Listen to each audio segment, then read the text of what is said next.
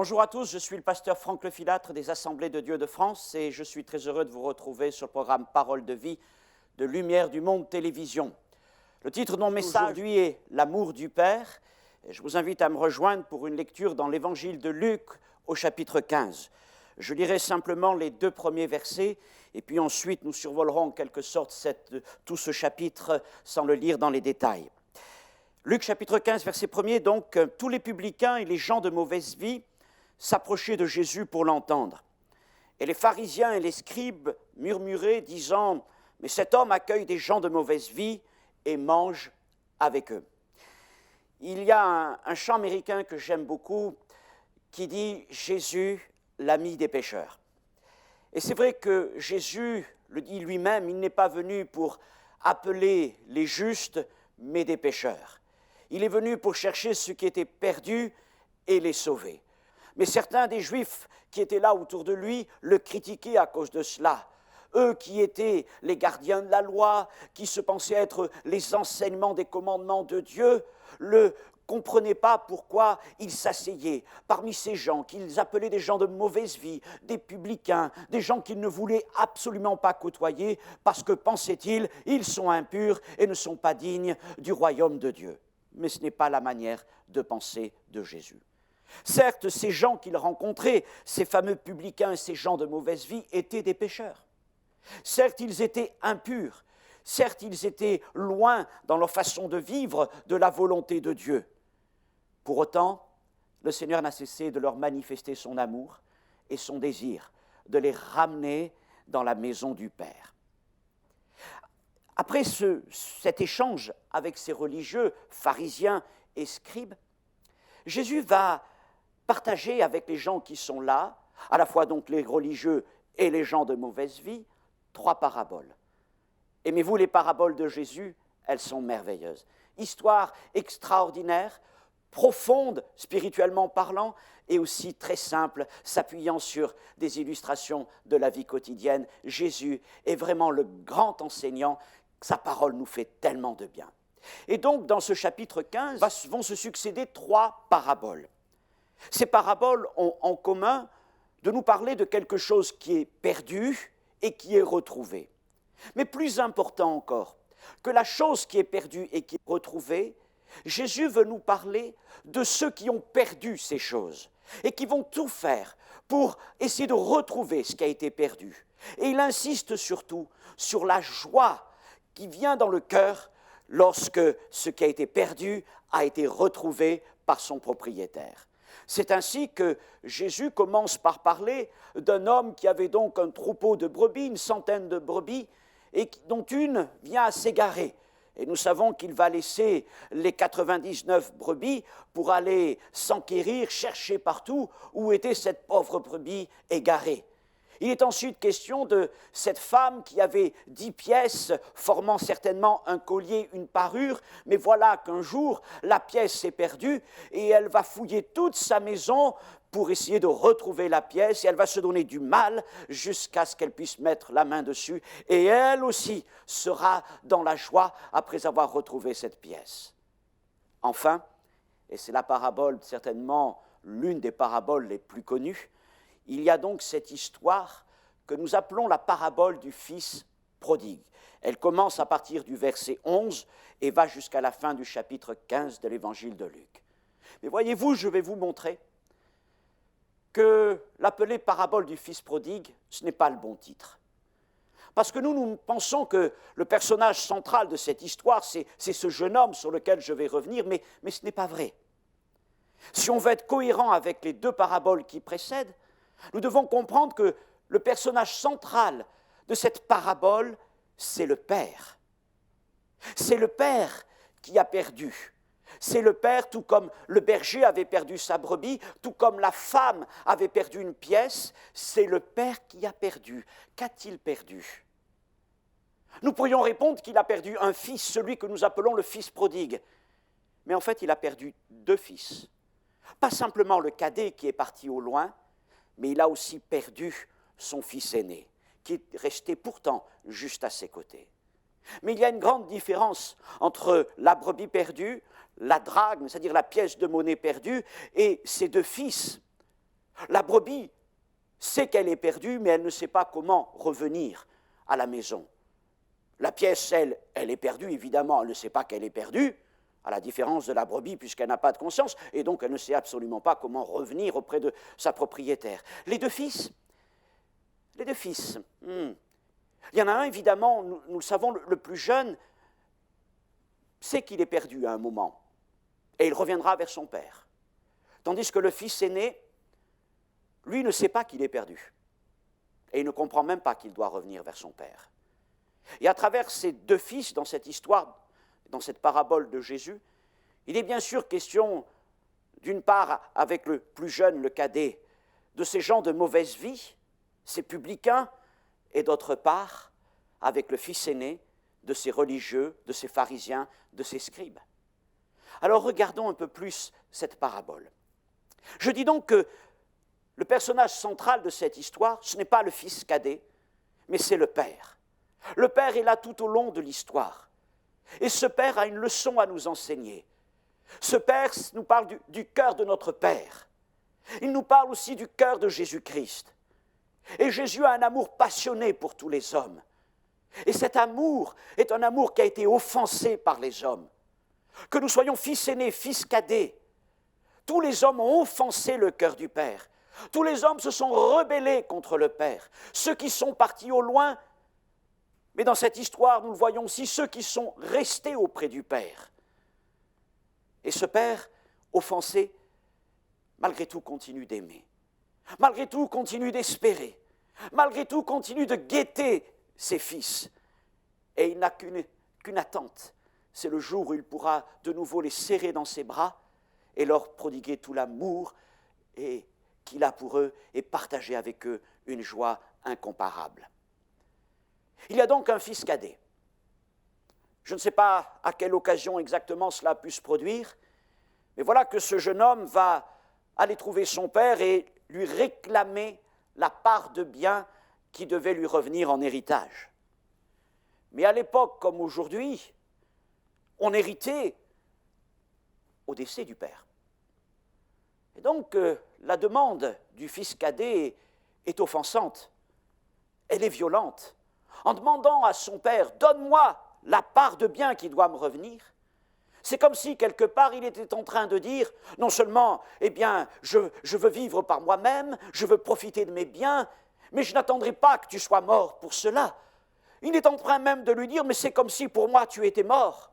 Je veux vivre ma vie, je n'ai plus d'intérêt pour toi, pour moi tu n'existes plus, donne-moi ma part de bien. » Et nous voyons que le père alors partagea son bien, il le partagea entre le fils cadet et le fils aîné, puisqu'il est écrit, le père leur partagea son bien.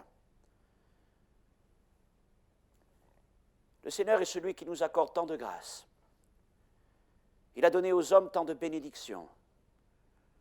Mais comment nous vivons-nous les choses qu'il nous accorde? Il y a bien sûr dans la vie chrétienne, dans nos églises, bien des jeunes gens qui se sont comportés d'une manière inappropriée avec Dieu. Ils ont saisi les grâces et les bénédictions que le Seigneur aurait pu leur accorder pour aller les dilapider. Ce jeune homme le fit. Le voilà avec son argent. Le voilà avec ce trésor qui lui brûle les doigts. Et au lieu de vivre d'une manière sage et honorable, il va dépenser tout son bien. Et non pas d'une manière honnête, mais nous le voyons en vivant dans la débauche, en vivant là, certainement jouant, vivant dans toutes sortes de lieux de perdition. D'ailleurs, il est écrit qu'il partit pour un pays éloigné, et en grec, l'idée, c'est qu'il partit pour un pays loin du salut, sans salut. Et nous avons bien de nos jeunes gens, malheureusement nous pleurons sur eux, bien de nos jeunes gens qui sont partis au loin dans ce monde, dans un monde sans salut, pour s'y perdre. Des jeunes gens qui ont grandi dans la maison du Seigneur, des jeunes gens que Dieu a bénis d'une manière particulière, qui ont reçu des dons, des grâces pour lesquels Dieu avait préparé des plans, et les voilà dilapidant ces bontés de Dieu dans le monde. Quelle tristesse! Et puis il est arrivé ce jour, vous le savez, où ce jeune homme a fini par épuiser tout son argent. Alors autant avant avait-il de courtisans et de courtisanes autour de lui, prêts à lui prendre quelques pièces, que maintenant qu'il n'avait plus d'argent, il se retrouvait seul, très seul, tout seul. N'ayant plus d'argent, il essaya de trouver quelque travail, de errer de lieu en lieu. Et puis, l'histoire nous raconte que ce jeune homme finit par devoir accepter de garder les poursuites qui étaient là. On imagine la situation, le voilà au milieu de ce troupeau de bestiaux, et on est dans un contexte juif. Les porcs sont les animaux les plus impurs qu'il y ait. Il n'a pas d'autre choix pour essayer de s'en sortir que de travailler parmi ces animaux, mais qui aurait voulu avoir un tel travail. Et encore, même les pourceaux qui sont là ont plus à manger que lui, et les fèves de carouge dont ils se nourrissent, il n'a même pas le droit d'y toucher. Les pourceaux ont le ventre plein, et lui a le ventre vide. Alors évidemment, les choses commencent à travailler en lui, et il se rappelle le temps agréable dans la maison de son père. Et il commence à réfléchir.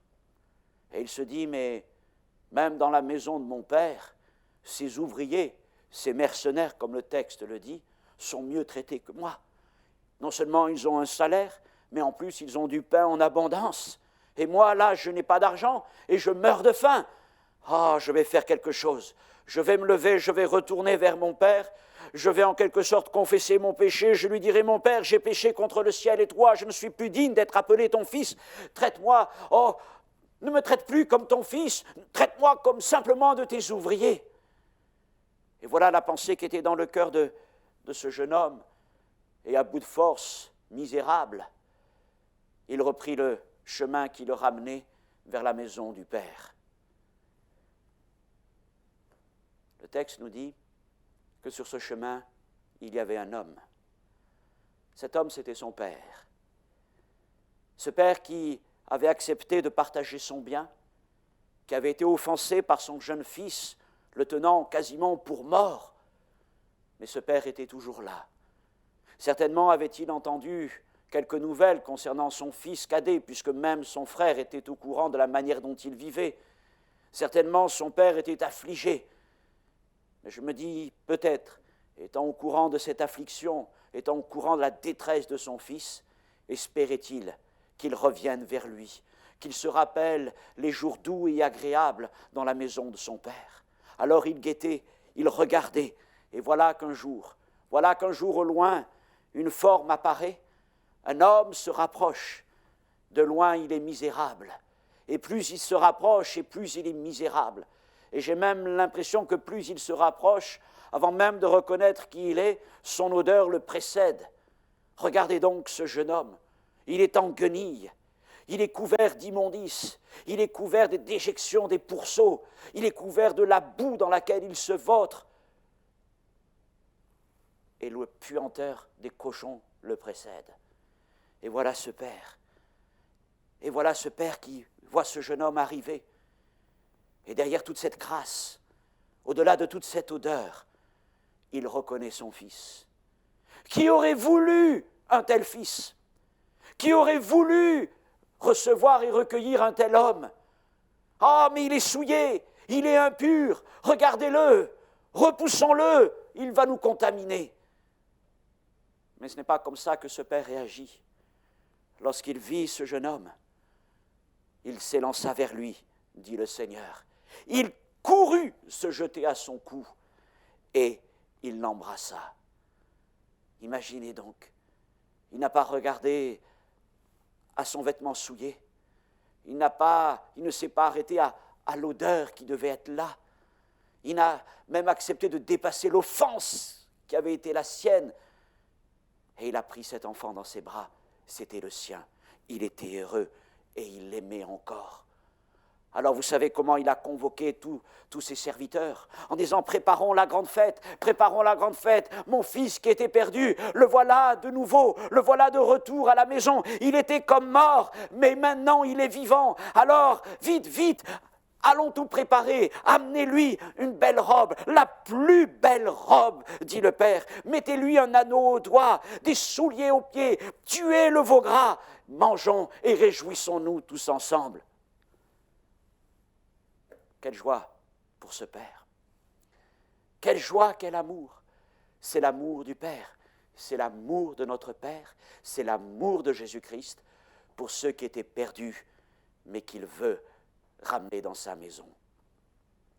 J'aimerais m'arrêter juste encore sur ce verset 20 et sur un verbe qui est là, que Jésus utilise au sujet de ce Père.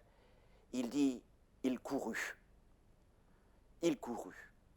Dans le monde de l'époque de Jésus, ce monde du Proche-Orient, le Père, c'est, comme vous dites en Afrique, le vieux. C'est l'ancien. C'est un homme digne. C'est un homme honorable. C'est un homme connu de tous. Et ses serviteurs le respectent. Sa parole a plus de valeur que l'or. Et sa sagesse est connue de tous. Un tel homme ne court pas. Un tel homme marche. Il marche avec lenteur. Il marche avec dignité. Parce que courir, c'est réservé aux gens qui se laissent déborder par leurs émotions, aux gens impulsifs, à la jeunesse, instable. Mais les anciens, les vieux comme ce père, marchent. Et surtout, ils ne s'élancent pas vers les hommes, mais ils laissent les hommes venir à eux. Mais ce père-là, ce père qui a été offensé par son fils cadet, ce père qui pourrait avoir honte devant tous ses serviteurs de voir ce jeune homme revenir dans cet état, il a dilapidé son bien et les serviteurs savent avec qui il l'a dilapidé. Et les serviteurs le voient là dans son vêtement sale, plus sale qu'eux, indigne de son père. Pourtant, que fait ce père? Il va courir vers lui. Il va courir vers lui. Il oublie toute sa noblesse, toute sa dignité. Il n'y a qu'une chose qui compte pour lui, c'est son cœur, son amour pour ce fils qui était perdu et qui revient. Et je vais vous dire, voilà Jésus-Christ, voilà Jésus notre Seigneur, voilà Jésus qui a quitté son ciel de gloire, voilà Jésus qui est venu parmi les hommes, et voilà Jésus qui s'élance vers nous. Il est venu pour chercher et sauver ceux qui étaient perdus. Nous avons offensé Dieu, nous avons dilapidé notre vie dans le monde, nous avons dilapidé toutes les bénédictions qu'il nous avait accordées. Et voilà, nos vies sont des naufrages. Nous sommes souillés par le péché. Les anges nous regardent, les serviteurs de Dieu, et se disent, mais voilà, quels sont ces hommes? Quels sont ces hommes? Comment sont-ils dignes que Dieu les appelle encore ses fils? Et pourtant Jésus, tout comme le Père, sont pleins d'amour pour nous. Et le Seigneur s'est élancé vers nous. Et le Seigneur nous a pris dans ses bras. Et il nous a aimés. Voilà pourquoi je vous dis que cette parabole, ce n'est pas la parabole du Fils prodigue, mais c'est la parabole de l'amour du Père pour ceux qui étaient perdus et qu'il désire sauver. Maintenant, je ne veux pas oublier le Fils aîné. Jésus le met à la fin. Et voyez-vous, le Fils aîné peut donner l'apparence d'être fidèle à son père. Pourtant, je vais vous dire, il est tout aussi étranger dans la maison de son père que le fils cadet, et il va tout autant offenser son père que le fils cadet. Le fils aîné a donc lui aussi hérité en même temps que son frère cadet, puisqu'il est écrit « le père leur partagea son bien ». Autrement dit, oui, comme il le dit à la fin de cette histoire, tout ce qui était là était à lui. Mais ce fils aîné donnait peut-être les apparences d'être un fils digne, vivant dans la maison de son père. Mais ce fils n'aimait pas la maison de son père, ne se plaisait pas dans la maison de son père. Il subissait quelque part la présence de son père. Et quand il apprend que le fils cadet, son frère, est revenu à la maison et que son père a eu cet élan d'amour et le désir d'organiser cette grande fête en tuant le veau gras, le texte dit, verset 28, que ce fils aîné se mit en colère. Il se mit en colère et ne voulut pas entrer dans la maison lorsqu'il apprit par les serviteurs qu'il y avait une grande fête qui était là. Alors il fit dire à son père qu'il ne voulait pas entrer. Et c'est là qu'il commença à l'offenser. Il ne voulait pas entrer dans la maison, il le fit dire aux serviteurs qui étaient là, non, je ne rentrerai pas. Et voilà les serviteurs qui doivent annoncer au père, ton fils ne veut pas rentrer. La situation est gênante, offensante, mais ce n'est que le début. Et voilà que le père quitte, il est écrit, il sortit de la maison. Ce père qui est offensé n'a pas tourné le dos à son fils aîné comme il n'a pas tourné le dos à son fils cadet. Et tout comme il avait couru vers son fils cadet, le voilà maintenant qui quitte la fête, il sort. Ce n'est pas le fils aîné qui va devoir venir vers lui, mais c'est lui qui va aussi vers le fils aîné. Et il veut lui expliquer les raisons qui sont là, mais le fils aîné s'emporte. Et c'est là qu'il va révéler son cœur. Voici, il y a tant d'années que je te sers sans avoir jamais transgressé tes ordres. Je te sers. Je suis comme un serviteur. Dans cette maison, je ne vis pas comme un fils. Je vis comme un esclave. Je vis comme un de tes ouvriers. Mais ce n'est pas le père qui l'avait obligé à cela. C'est ce qu'il y avait dans le cœur de ce fils. Il n'était pas heureux dans cette maison. Il vivait une apparence d'harmonie avec son père. Mais pour lui, dans la maison du Père, il n'y avait que des ordres, il n'y avait que des commandements, il n'y avait que des règles, il n'y avait que des devoirs. Et quand Jésus parle ainsi du fils aîné, nous le comprenons. Il est en train de s'adresser à ces pharisiens, à ces scribes, à ces religieux juifs. Ils donnent l'apparence d'être proches de Dieu, d'être proches du Père, mais en fait leur cœur est aussi éloigné que celui du fils cadet. Leur vie auprès du Père n'est qu'une vie de servitude. C'est le joug de la loi, le joug du commandement. Ils ne sont pas heureux, ils n'aiment pas le Père. Ils subissent presque la présence du Père. Cette parabole que Jésus partage avec ces Juifs ce jour-là, ces trois paraboles, sont là donc pour expliquer pourquoi Jésus se plaisait au milieu des publicains et des gens de mauvaise vie. Parce que tout simplement, il y a un amour dans le cœur de Jésus pour ceux qui sont perdus. Et son désir est de les sauver. Je ne sais pas si vous vous sentez plus fils cadet, fils ou fils aîné, mais je vais vous dire, si vous appartenez à la maison de Dieu, soyez tout simplement des fils, des filles de son royaume. Aimez la présence du Seigneur comme lui vous aime. Il nous a tout donné, tout ce qui contribue à la vie et à la piété, dit l'apôtre Pierre. Il nous a enrichis de toute grâce, de toute bénédiction, non pas pour que nous vivions une vie de servitude. Je ne suis pas dans la maison de Dieu comme un esclave. Je suis dans la maison de Dieu comme un fils qui se réjouit auprès du Père. Je ne veux pas vivre ma vie dans le monde, mais je ne veux pas donner l'apparence de servir Dieu alors que mon cœur est loin de lui. Je suis heureux dans la maison de mon Père et je veux me laisser aimer par lui. Oh, que cette histoire puisse en encourager certains et nous amener à réfléchir. Oui, Dieu nous aime, mais nous, aimons-nous réellement la maison de notre Seigneur? Sommes-nous de ceux qui allons dilapider l'héritage qu'il nous accorde, les dons, les bienfaits dans ce monde perdu? Sommes-nous comme ce fils aîné, donnant l'apparence de la piété, mais en fait ayant un cœur si loin aussi? Tous les deux ont offensé le Père, mais le Père les a aimés tous les deux.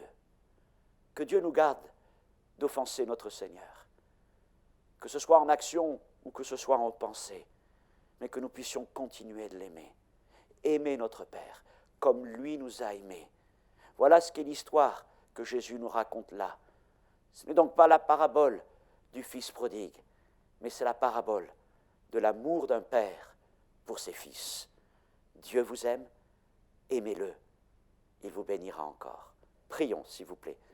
Notre Dieu, notre Père, à travers cette magnifique parabole que Jésus nous a laissée, Il est question ici de ton amour pour tous les hommes, de cet amour qui a été manifesté en Jésus-Christ, donnant sa vie pour nous à la croix.